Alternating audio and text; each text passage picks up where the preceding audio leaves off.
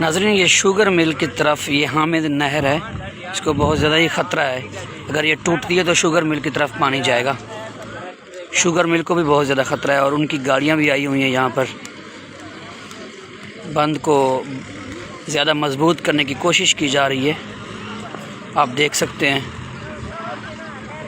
यहाँ लोग भी अपने मदद आपके तहत भी काम कर रहे हैं और शुगर मिल वाली साइड पे भी काम हो रहा है।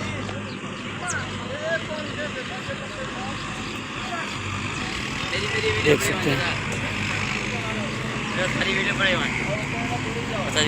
ये शुगर मरी वाली साइड पे है।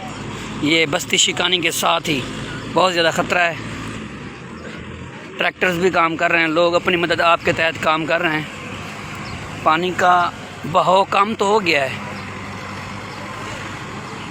देख सकते हैं।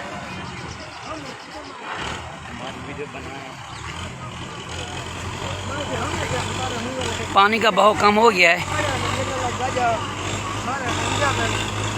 लोग काम भी कर रहे हैं अपनी मदद आपके तहत। ट्रैक्टर्स लोग भी आए हुए हैं, देख सकते हैं।